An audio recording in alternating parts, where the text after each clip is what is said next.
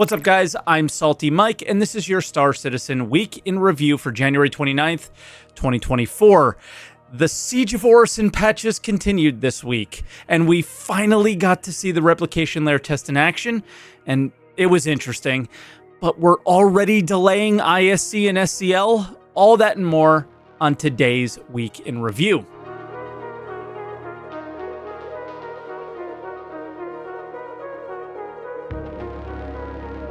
And as always, if this is your first week in review, this is where I take all of the official Star Citizen news each week, put it into one video, and share some of my opinions about it. I also live stream on Twitch, twitch.tv/SaltEMike, every day now, starting at 6:30 a.m. Eastern Time. And I just want to, as always, say thanks for stopping over, being so cool. It's really been awesome. I appreciate it. But before we get into it, let me share with you today's sponsor. Thank you to Magic Spoon for sponsoring today's video. Growing up, I ate cereal every morning, sugary cereal at that. But this year, I made some goals, and one of those is to consume much less sugar. And Magic Spoon is making it easier to achieve that. Magic Spoon cereal has 0 grams of sugar, 13 to 14 grams of protein, and 4 to 5 grams of net carbs in each serving. It fits a variety of lifestyles, as it's keto-friendly, gluten-free, grain-free, soy-free, wheat-free, and it's naturally flavored. I got the variety pack, which comes with 4 different flavors: fruity, frosted, cocoa, and peanut butter. My favorite is fruity. It brings me back. It's that same taste I remember with grown-up ingredients. Click the link below to grab a variety pack and try it today. And be sure to use the promo code SaltEMike at checkout to get $5 off any order, or go to magicspoon.com/SaltEMike. And Magic Spoon is so confident in their product, it's backed with a 100% happiness guarantee. So if you don't like it for any reason, they'll refund your money. No questions asked. So start off the new year right by clicking the link below or scan the QR code on the screen and use the code SaltEMike for $5 off, or go to magicspoon.com/SaltEMike to save $5 off your order today. And I just want to say thanks for listening to the sponsor spots. They really do help out. But we have a lot to touch on this week, surprisingly. So let's touch on the patch notes.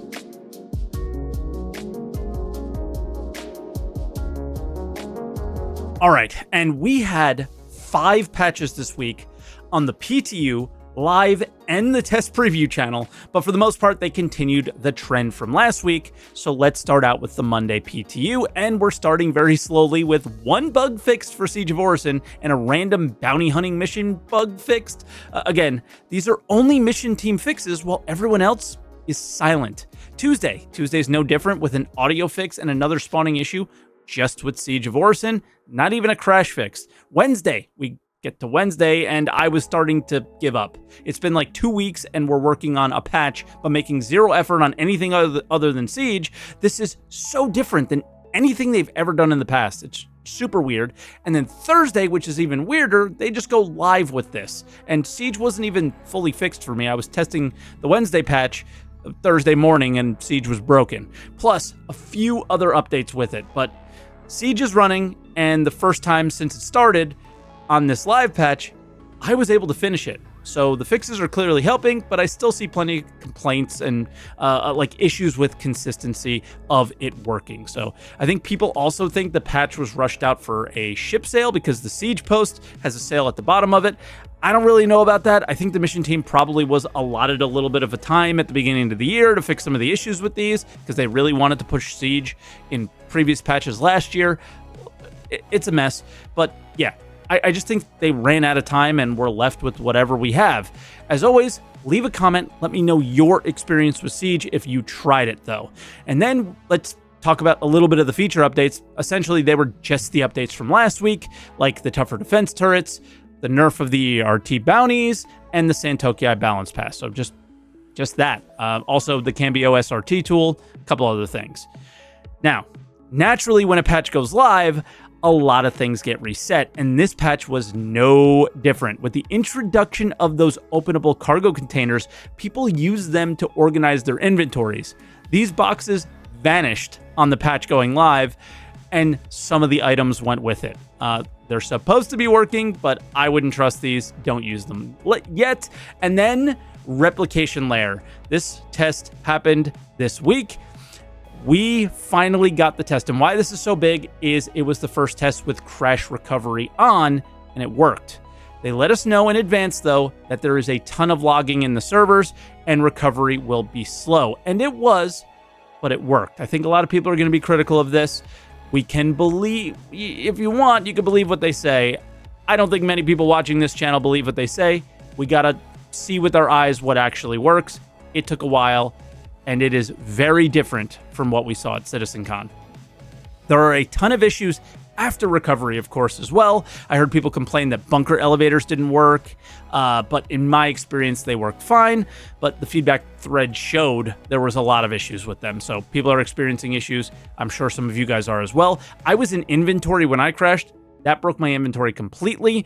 Also, if you come back from recovery, you see all of the notifications you normally would when first logging into a server. So the experience really feels like you went to menu, came back, but just in the exact same spot you were, so you don't have to go through like the transit stuff. Everything's pretty fresh.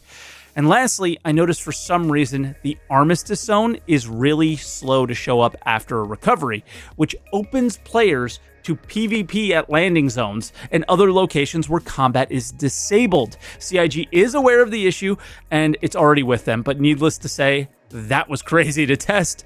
Okay, now for my opinion, I'm scared. It seems like a lot of the systems might not be tied to it yet. So they said they want to push this in 322.x, whatever that means. If they do, this might be rough.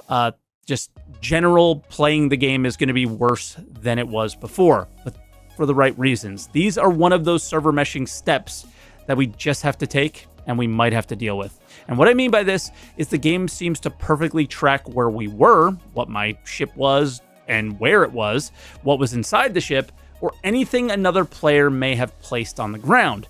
But what it doesn't know is what I was doing. My missions are gone, and not just gone, abandoned, which could cause reputation hits with certain missions. Also, other items that were like on the ground from the bunker that I was at, like weapons or NPC bodies, disappeared. I went from having time to leave the mission before having trespassing happen to fully be trespassing when the server recovered. So naturally, the turrets attacked my ship when I entered it. Also, if what they said is true, recovery should speed up after they remove the logging. This would be a huge step towards what we need it to be, but it will just take some time to get all the features working and all that stuff that they haven't yet. People are definitely going to hate on this update because of the freezing and the amount of time it's taken. But in the end, we won't know anything until we give it some time and see how impactful it was.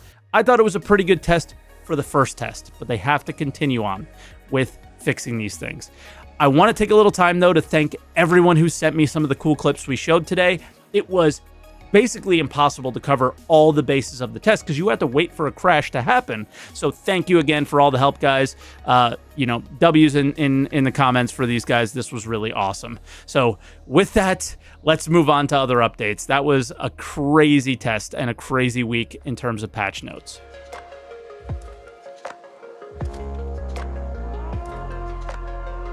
And we, as always, start out with a sneak peek, and continuing with the wonderful sneak peek trends of 2023, they are sneak peeking things that we've seen plenty of already.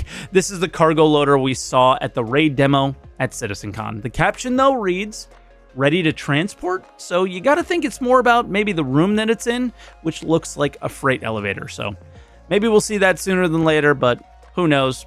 Eventually, we should see it on a roadmap at some point. I think it was mentioned by Jared at the end of the year, but we'll have to see.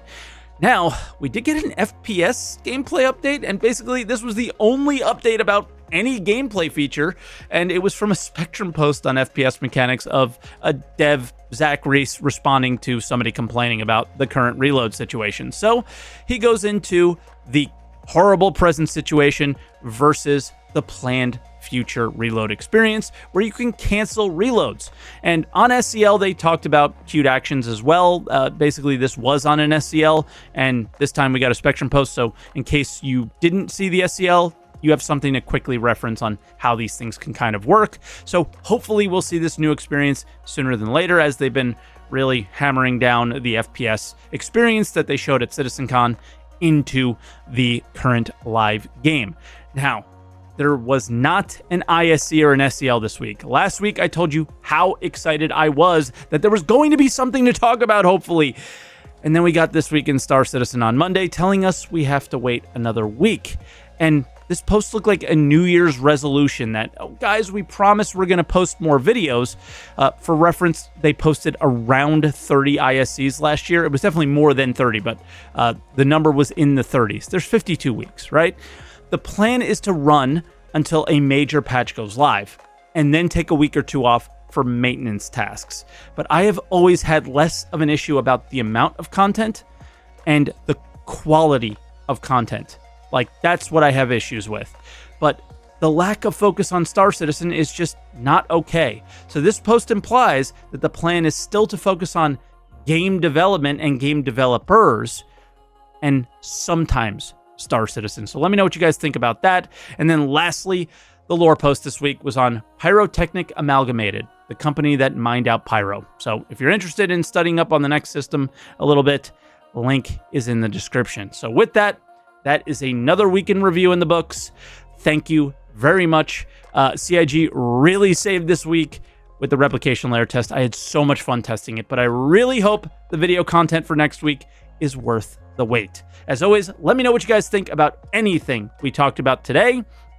Like the video if you enjoyed it, subscribe for more weeks in review, and thank you to Magic Spoon for sponsoring today's video. Make sure you check out the link in the description for that, and I'll see you guys next week.